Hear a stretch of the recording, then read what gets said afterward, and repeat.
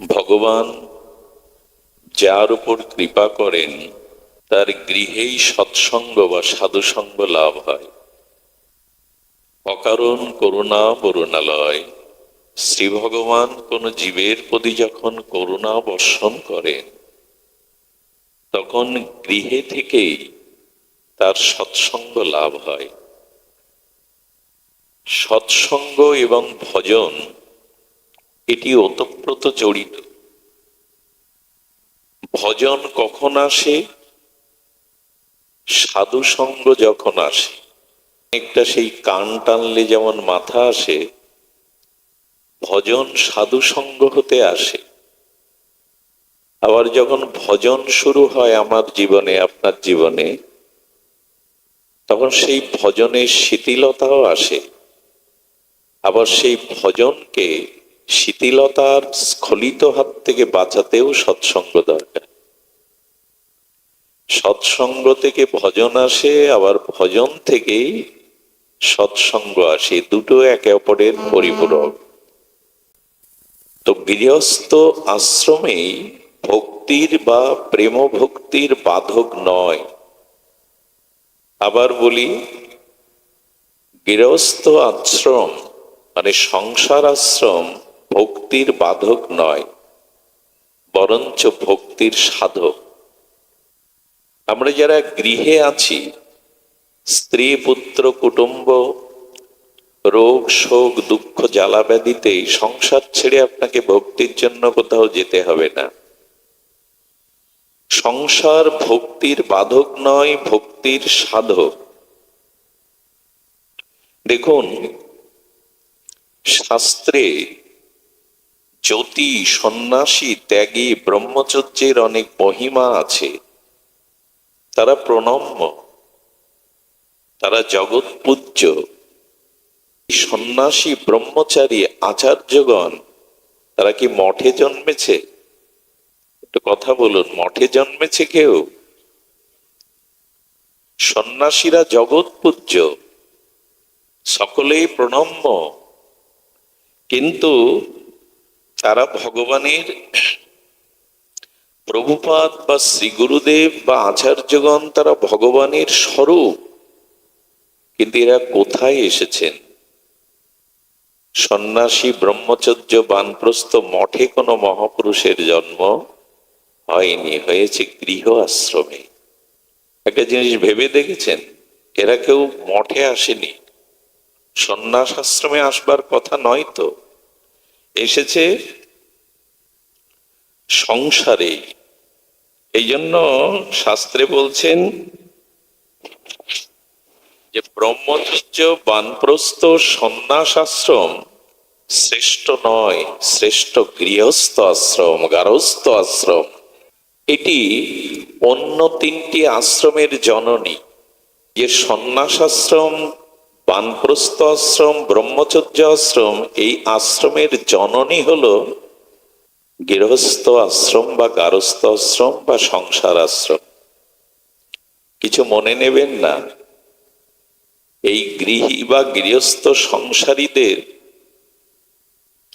তাদের শুদ্ধ সাত্ত্বিক দানেই কিন্তু আশ্রমগুলো চলে। এরাই বাঁচিয়ে রাখে এই আশ্রমগুলি। মঠ মিশনগুলি কারা চালায়? এই দাতা, সাত্ত্বিক, উদার, যারা দান পরায়ণ, তাদের জন্যই তো চলে।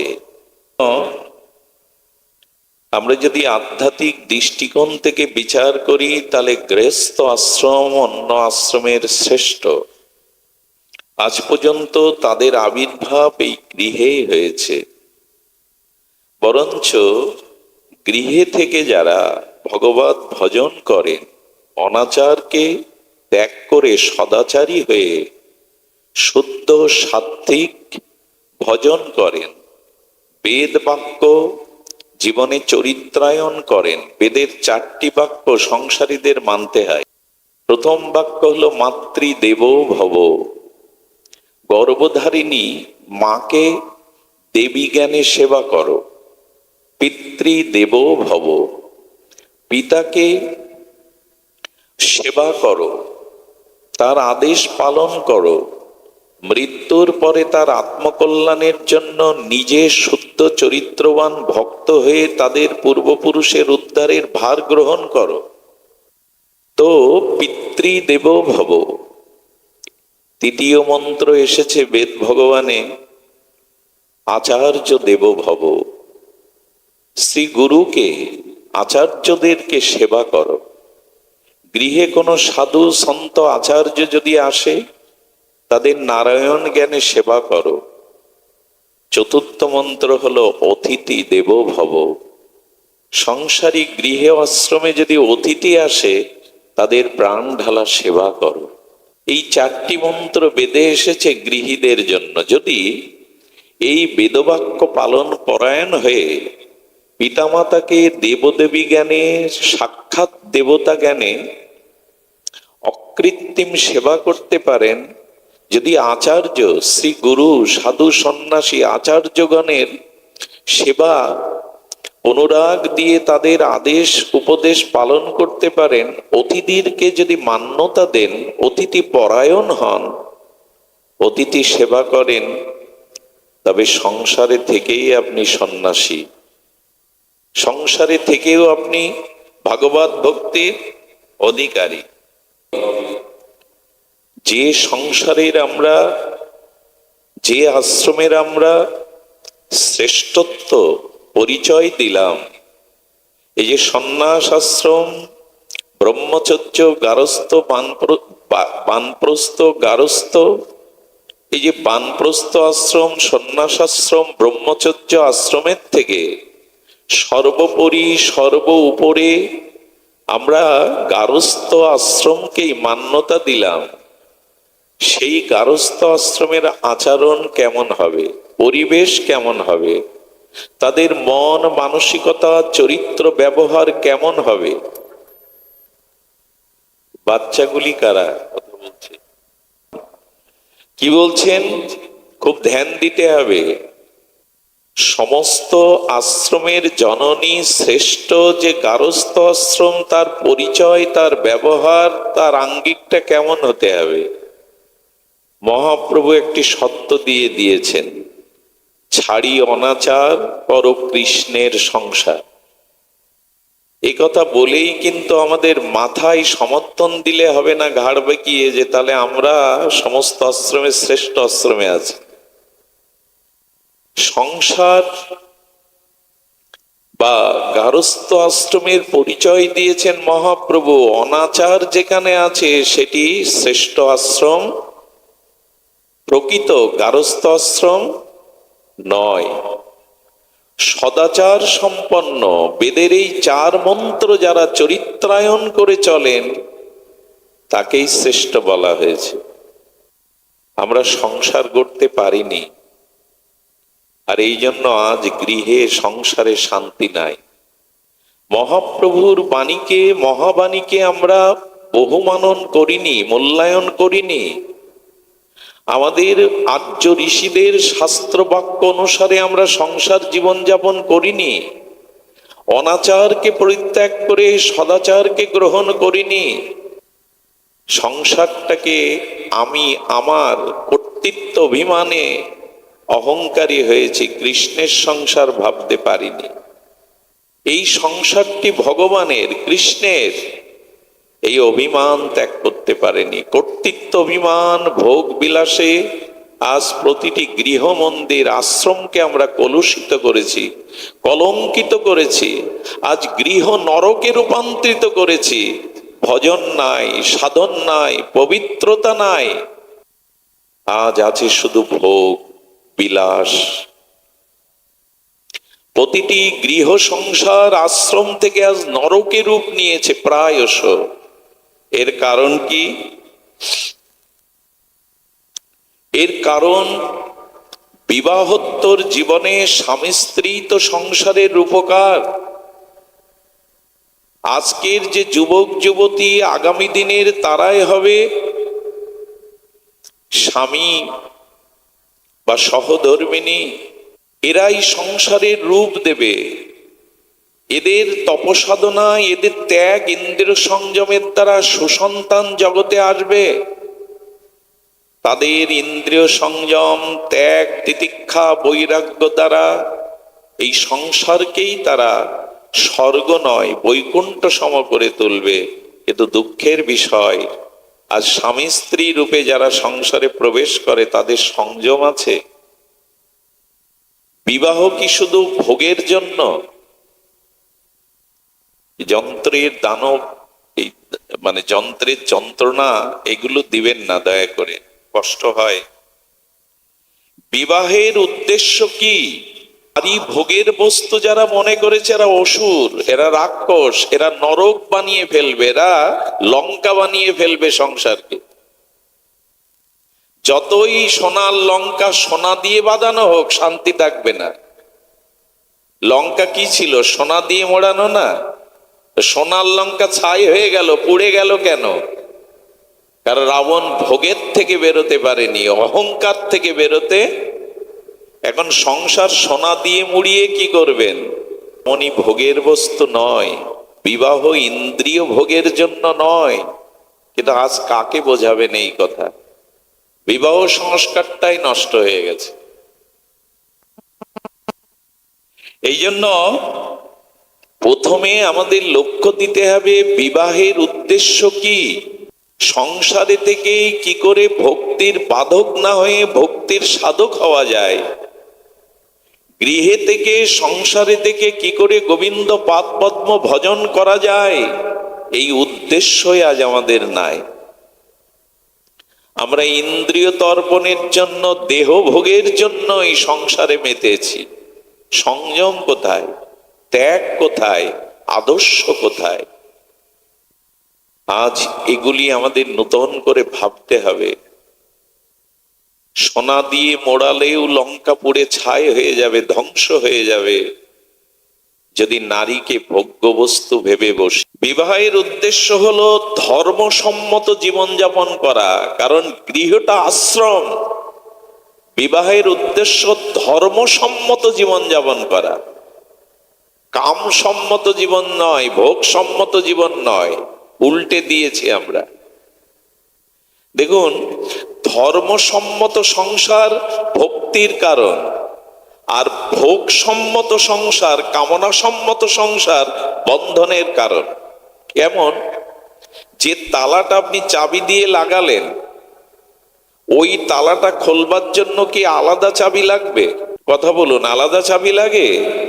যে চাবিতেই তালা বদ্ধ করলেন, ওই চাবিতেই তালাটা খুলবে। কিন্তু পার্থক্য, লাগাতে গেলে এই পাশে দেন আর খুলতে গেলে এই পাশে দেন। যদি কামনার জন্য, ভোগের জন্য সংসার করেন, তাহলে বন্ধনে আবদ্ধ হয়ে পতন হলো। আর যদি ধর্মসম্মত সংসার করেন, তাহলে মুক্তি এসে গেল, প্রেম ভক্তি এসে গেল। একই তালা, এপাশ আর ওপাশ। সব থেকে বড় কথা কি জানেন? সংসারে সহধর্মিনী, দেখুন আমাদের সনাতন বৈদিক সভ্যতায় যে শাস্ত্রীয় শব্দগুলো আছে, এগুলোও যদি জানতে পারেন তো জীবনে আত্মজ্ঞান হয়ে যাবে। বিবাহের পরে স্ত্রীকে কি বলে জানেন? আমাদের বেদ, আমাদের উপনিষদ, ধর্মপত্নী। কি বলে? এই শব্দগুলো তো এখন উঠেই গেছে। বউ, স্ত্রী সহধর্মিনী বলে। কি বলে? সহধর্মিনী। এবং উপনিষদ বলেছেন ধর্মপত্নী। আমি যদি সেখানে কামপত্নী বানাই, বাজাও, মোবাইলগুলোই বাজাও, আমি বন্ধ করি।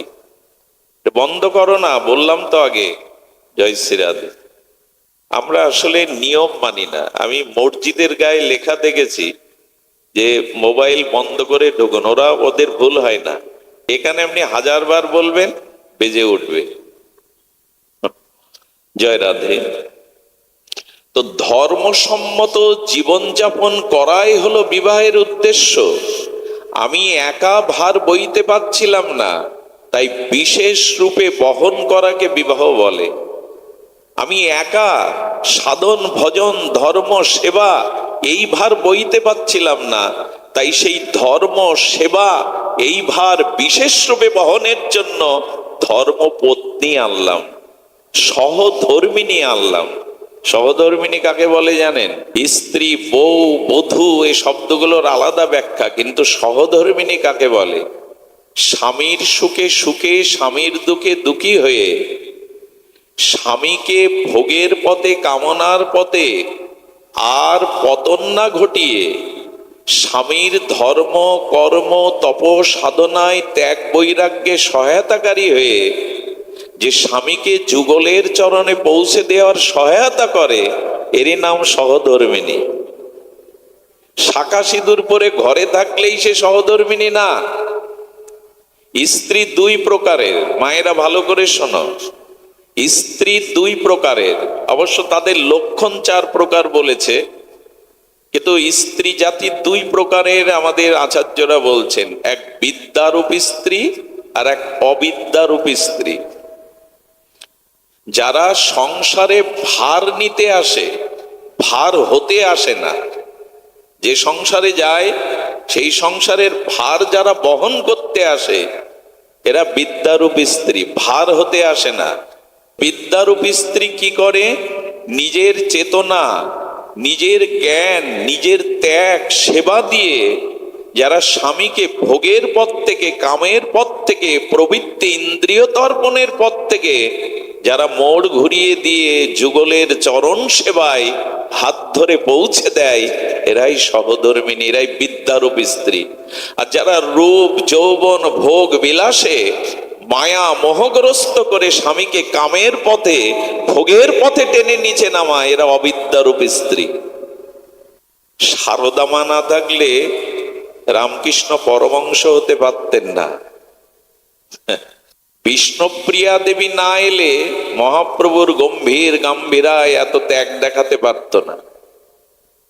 আর রাধারানী বামে না দাঁড়ালে কৃষ্ণ ভুবন মোহন হতে পারত, বিশ্বমোহন হতে পারত, মদন মোহন হতে পারত না। রাধারানী হলেন কৃষ্ণ ভুবন মোহন, ভুবনকে মোহন করছেন। এই সচ্চিদানন্দ আনন্দ ব্রহ্ম রস ব্রহ্ম স্বয়ং ভগবান বিশ্বকে মোহন করছেন, কিন্তু মদন মোহন হতে পারবে না তুমি যদি রাধারানী বামে তা থাকে। এই সুখ সারির দ্বন্দ্বগুলো এখন গান আপনারা ভোরবেলা গাওয়ার মানুষ কই? আগে ঠাকুমারা গাইতো লেখাপড়া না জানলেও। সুখ বলে আমার কৃষ্ণ মদন মোহন, সারি বলে আমার রায় বামে যতক্ষণ। কৃষ্ণ তুমি স্বয়ং ভগবান সচ্চিদানন্দ রসব্রহ্ম, তুমি বিশ্বমোহন ভুবন মোহন হতে পারো, মদন মোহন হতে পারবে না রাধারানী বামে না থাকলে। শ্রীকৃষ্ণ কেন বলে জানেন? কৃষ্ণ বলতে দোষ কি? এই শ্রীটাই হলো মাধুর্যময়ী রাধা ঠাকুরানী। বলি না তো আমরা, কি বলি? রাধা কৃষ্ণ। কারণ রাধা পূর্ণ শক্তি আর গোবিন্দ হলো শক্তিমান। রূপ না থাকলে তাকে রূপবান বলা যাবে? গুণ না থাকলে তাকে গুণবান বলা যাবে? ধন না থাকলে তাকে ধনবান বলা যাবে? তেমনি শক্তি না থাকলে তোমার বামে তুমি শক্তিমান হতে পারতে না ভগবান। রাধারানী পূর্ণ শক্তি আর কৃষ্ণ পূর্ণ শক্তিমান। একই বস্তু, তবু ঠাকুরানী প্রেমময়ী রাধারানী হলেন শক্তি, কৃষ্ণ হলো শক্তিমান। জন্য দেবী রূপে ফিরে এসো মা, বৈরাগ্য রূপ নিয়ে ফিরে এসো, সহধর্মিণীর রূপ নিয়ে, ভারতীয় আর্য ঋষিদের সেই রূপ নিয়ে ফিরে এসো। ফিরে এসো সীতা সাবিত্রীর রূপ নিয়ে, অহল্যার সতীত্ব নিয়ে। হরিশ্চন্দ্র রাজাকে ঋণ মুক্ত করার জন্য শৈবা কাশীতে নিজেকে দাসী রূপে বিক্রি করে দিয়েছিল। কে শৈবা? হরিশ্চন্দ্র রাজা হলেন সূর্য বংশের উত্তরসূরি। সেই ভুবন সম্রাট হরিশ্চন্দ্র রাজার দানের অর্থ জোগাড়ের জন্য কাশীতে তখন দাস দাসী বিক্রি হতো। এই মহারানী নিজেকে দাসী রূপে বিক্রি করে স্বামী ঋণ শোধ করে দেয়। এ তো গল্প নয়, উপন্যাস নয়, সিনেমা না হয়, এটাই আমাদের আদর্শ, সনাতনী আদর্শ, কোথায় সেই ত্যাগ বৈরাগ্য রূপ? এই জন্য ভারতীয় কবি খুব আক্ষেপ করে গেয়েছেন, না জাগিলে মা ভারত ললনা, এ ভারত আর জাগে না জাগে না। সেই মঙ্গল শঙ্খ আর সতীত্বের তেজ নিয়ে দাঁড়াও আর একবার, তোমাদের গর্ব দিয়ে আর একবার স্বামী বিবেকানন্দকে আনো, তোমাদের গর্ব দিয়ে আর একবার স্বামী প্রণবানন্দকে আনো, তোমাদের তপসাধনায়, তোমাদের ধর্মচর্চার দ্বারা আবার তোমরা ঠাকুর অনুকূল চন্দ্রের মতো মহাপুরুষকে জগতে আনো। আজ বড় প্রয়োজন একজন মহামানবের। 150-200 বছর হতে চলল একজন রবীন্দ্রনাথ ঠাকুর আসেনি।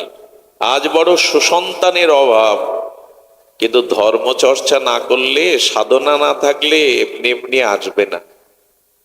এই জন্য বিদ্যারূপী স্ত্রী যদি হয়, সহধর্মিণী যদি হয়, ধর্মপত্নী যদি হয়, তবে সেই সংসার সেটি শ্রেষ্ঠ আশ্রম হয়। এমনি ঘরদোর করে সাজিয়ে গুছিয়ে আসবাবপত্র রাখলে, সংসার করলেই শ্রেষ্ঠ আশ্রম নয়, ত্যাগ চাই।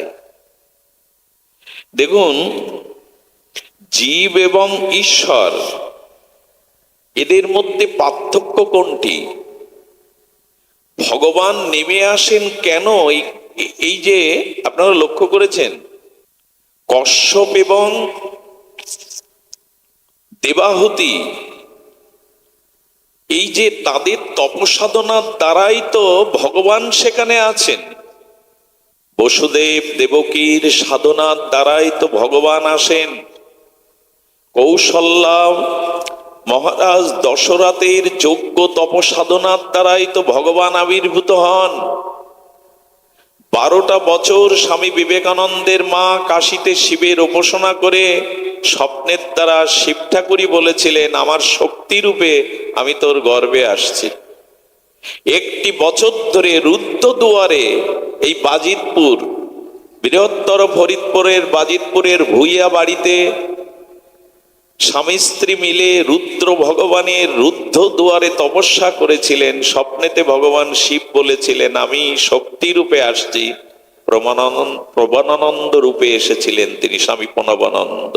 তপস্যা ছাড়া সুসন্তান আসে না। কিন্তু আজ আমাদের মধ্যে সেই সাধনা নেই। কামের জন্য সংসার নয়, ধর্মের জন্যই সংসার। কিন্তু আজ এই চেতনা, এই উপলব্ধি আমরা হারিয়ে বসেছি। সংসারটা সংযমের জন্যই, সংসারটা ধর্ম আচরণের জন্যই। এই জন্য মহাপ্রভুর বাণী বারবার ফিরে আসে, ছাড়ি অনাচার করো কৃষ্ণের সংসার। এই জীবের মধ্যে আর ঈশ্বরের মধ্যে পার্থক্য হলো, যখনই আমরা কামকে সংযত করতে পারি, ইন্দ্রিয় ভোগকে সংযত করতে পারি, তখনই আমাদের মাঝে আসে প্রেম, আমাদের মাঝে আসে শুদ্ধতা। এই জন্য সংসারী জীবের বলা হয়েছে, সুসন্তানের উদ্দেশ্যই কেবল স্ত্রীতে উপগত হয়ে এই জগতে একটা সুসন্তান দিয়ে দাও। আচ্ছা, মায়েদের কাছে যদি আমি সবিনয় করজোরে বিনতি করি, নারী জীবনের শ্রেষ্ঠ অলংকার কি? 100 ভরি গয়না, হাতের কানের। একটি নারী জীবনের সর্বশ্রেষ্ঠ অলংকার যদি সেই গর্ভে কোনো সুসন্তানের জন্ম হয়। একটি নারী জীবনের সব থেকে বড় অলংকার হলো সুসন্তান। দেখবেন গীতাতে ভগবান কুন্তিপুত্র অর্জুনকে সম্বোধন করছেন কন্তেয়। কি বলে ডাকছেন? কন্তেয়। তোমার মা তপস্বিনী কুন্তি, তপস্যার দ্বারা তোমাদের জগতে এনেছিলেন অর্জুন। আপনারা জানেন পাণ্ডুর অভিশাপ ছিল যে কোনো স্ত্রীতে উপগত হলে তার মৃত্যু হবে। এদিকে বিবাহ করেছেন, বংশ পরম্পরা দরকার। আর এই কুন্তি মাত্র 9 বছর বয়সে 4 মাস সেবা করেছিলেন দুর্বাসার মতো ক্রোধী ঋষির। নারীর সব থেকে বড় গুণ সেবা, ভোগ না। নারী জন্মটাই সেবার জন্য। পুরুষরা হিংসা করে এখানে পৌঁছাতে পারবে না। দেখবেন একটা পরিবারে 20 জন পুরুষ আছে, কোনো মা বোন নাই, ঘরে গিয়ে কুন্তির 9 বছর বয়স, সেবাটাই নারীর শ্রেষ্ঠ ধর্ম। 20 জন পুরুষ একটা পরিবারে আছে, কোনো মা বোন নেই, দেখবেন নরক বানিয়ে রেখেছে। ঘরে ঢুকবেন, গোছাবে কে, সাজাবে কে? ওরাই পারে ওটা। এই জন্য নার্সিং এর কাজে এখনো মায়েদের মেয়েদের রাখা হয়। সেবা ধর্মটা ওদের ঈশ্বর প্রদত্ত, ওটা আপনি আমি পারবো না। আমি বহুবার বলেছি, পিতা এবং মাতা মিলেই তো সন্তানের জন্ম দেয়, কিন্তু পিতার বুকের স্নেহ গলিত হয়ে দুধ হয়, মায়ের বুকের রক্তটা এত স্নেহ গলিত হয় যে ওটা দুধে রূপান্তরিত হয়। এটা কোনো পুরুষের দ্বারা সম্ভব? এই জন্য সেবা, পালন, পোষণ, সংরক্ষণ এগুলো মায়েদেরই ধর্ম। নারী জাতি এটা নিয়ে এসছে ঈশ্বরের কৃপায়। এই জন্য মায়েদের উপরে বিশেষ দায়িত্ব আছে সেবার। সুধীজন, ভোল্টেজ কমে এগুলো হয় না, এগুলো জানতে হয়, এই শব্দযন্ত্রের ব্যবহার গুলো জানতে হয়। জয়শ্রী, এদিকে লক্ষ্য করুন, থাক অসুবিধা, এদিকে ধ্যান দিন। আমি হারিয়ে ফেলবো, অল্প সময়ের জন্য আসছি, একটু ধ্যান দিন। বলছেন যে এই সেবা ধর্মটা তাদের প্রাপ্ত। 9 বছর বয়স কুন্তী দেবীর, আর সেখানে চাতুর্মাস ব্রতের উদযাপনের জন্য ঋষি দুর্বাসা ঋষির পরিচয় জানলে আপনারা রাত 12টায় উঠে বলবে খেতে দাও। যদি না খেতে দিতে পারেন সঙ্গে সঙ্গে অভিশাপে ভস্য করে দেবে। প্রতি সেকেন্ডেই রাগে, এমন রাগী ঋষি আর নাই। আরে পারণের দিন যুধিষ্ঠির মহারাজের কাছে এসেছেন, 60,000 মনি ঋষিকে খেতে দাও, না দিতে পারলে অভিশাপ। আর কুন্তী দেবীর পিতা হাত জোর করে বললেন, ঋষিবর, আপনার সেবা দেওয়ার মতো ধৈর্য সামর্থ্য আমার নেই। কুন্তী দেবী দেখলেন সাধু দোয়ার থেকে ফিরে যাবে, 9 বছরের বালিকা সাধু দোয়ার থেকে ফিরে গেলে গৃহের মঙ্গল তো চলে গেল। কোনো অতিথি যদি মনোকষ্টে অভুক্ত হয়ে আপনার গৃহ থেকে চলে যায়, তার অনন্ত জন্মের পাপ আপনার কাছে রেখে যায়, আর আপনার পুণ্যটা সাথে নিয়ে চলে যায়। শাস্ত্রে বলা আছে। কিন্তু আজ তো আর, আজকে কি লেখা থাকে, কুকুর হতে সাবধান, যাতে কেউ না ঢোকে। আগে লেখা থাকতো স্বাগতম, এখন লেখা থাকে কুকুর হতে কেউ আর ঢুকো না, বিনা অনুমতিতে প্রবেশ নিষেধ। এই সব বাড়ির সামনে এখন লেখা। কোথায় নেমে গেছি আমরা? সুধীজন, সভ্যতা বলছি বটে, শিক্ষা, প্রযুক্তি সবকিছু বেড়েছে, কিন্তু না, মানবিকতা, মনুষ্যত্ববোধ থমকে দাঁড়িয়েছে। সুধীজন, এই জন্য বাড়ির সামনে এইসব লেখা ঠিক নয়। মানুষকে কেন কুকুর দিয়ে, জন্তু জানোয়ার দিয়ে শাসাচ্ছেন আপনি? সুধীজন, তো মায়েরা, কুন্তী দেবী বলছেন, পিতা, সাধু দোয়ার থেকে ফিরে গেলে সব মঙ্গল চলে যায়, আমি ভার নেব। মা, তুই পারবি? উনি দুর্বাসা, রাত 2টার সময় উঠে খিদে লাগলে খেতে চাইবেন, বললেন, বাবা আমি পারবো। 4টি মাস তিনি একটি সেকেন্ডের জন্য ঘুমাননি। রাত্রে দরজায় হেলান দিয়ে দাঁড়িয়ে থাকতো, ঋষির যদি কিছু প্রয়োজন হয়, প্রাণ ঢালা নিবেদিত আত্মা হয়ে 4 মাস সেবা করার পরে দুর্বাসা বিস্ময় প্রকাশ করে বলছেন, এই বালিকা সাধারণ হতে পারে না, আমার মতো তেজি ক্রোধী দুর্বাসাকে সেবা দিয়ে তুই সন্তুষ্ট করেছিস, বর নে। দুর্বাসা বর দিয়েছিলেন, শোন মা, আমার এই বর তোর কাজে লাগবে, আমি তোকে মন্ত্র দিচ্ছি, এই মন্ত্র শক্তির দ্বারা তুই যে দেবতাকে স্মরণ করবি, সেই দেবতা তোর সামনে এসে উপস্থিত হবে, বরাবর বর পাবি।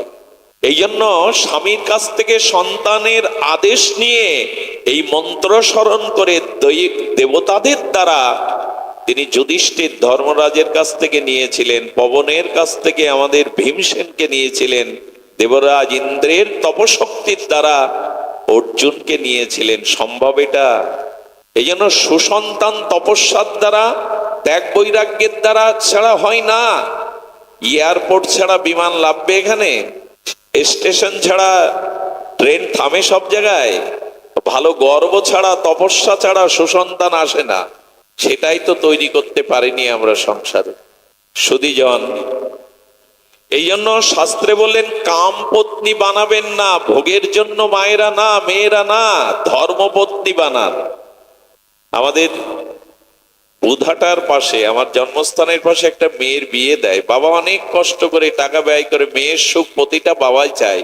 2 মাস যেতে পারে না, মেয়েটা অত্যাচারিত হয়ে চলে আসলো, ছেলেটা ড্রাগ আসক্ত, সংসার করা হলো না। সুধীজন, একটা অনুরোধ করি, গৃহটাকে সন্তানাদি তপস্যার দ্বারা, তপস্যারই ফসলেরা। কুন্তী দেবী এমনি মহীয়সী হননি, জগৎ পূজিতা হননি, অল্প বয়সে স্বামী হারালো, 12টা বছর পঞ্চ পাণ্ডবদের নিয়ে বনে বনে ঘুরল, 1 বছর অজ্ঞাতবাসে গেল, বিষ খাইয়ে পুড়িয়ে মারতে গেল, কিন্তু কুন্তীর স্নেহ, সাধনা, তপস্যা, ত্যাগ, বৈরাগ্যের দ্বারা তারা ভগবানের চরণ ছাড়া, ছায়া ছাড়া কখনো হননি। ভগবান ওদের ঘরেই বাধা, কুন্তীর মতো জননী যেখানে, ভগবান সেখানে ছায়ার মতো পাণ্ডবদের দুয়ারে পড়ে রয়েছে। সুধীজন, এই জন্য সংসারে যখন ভোগ বা কাম চলে আসে তখন পাপের প্রবেশ হয়, আর যখন ত্যাগ বা সংযম আসে তখন ভক্তি বা পুণ্যের প্রবেশ ঘটে। সুধীজন, এই জন্য কলুষিত মন, কিছু মনে করবেন না, সন্ধ্যার পরে এই জন্য ঠাকুর ঘরে যে মেয়েরা 1-2 ঘন্টা কাটায়, গৌর আরতি, তুলসী আরতি, একটু গীতা পাঠ, এইগুলো যখন করে কি হয় জানেন, সন্ধ্যার পরে যারা একান্তে থাকে, কোনো কাজ নাই, হয়তো টিভি দেখছে, মোবাইল দেখছে, এর মধ্যে তখন মানে সন্ধ্যা লাভলে, রাত নামলে মানুষের ভেতরের ভোগী স্পৃহাটা বাড়ে। দিনের বেলায় কাজের অবসর থাকে না, ব্যস্ততা থাকে, এই জন্য মানুষের ভোগ জাগার সময় পায় না। যেই অন্ধকার নেমে আসে, সন্ধ্যা নেমে আসে, মানুষের মধ্যে ভোগ বৃদ্ধি বেড়ে যায়।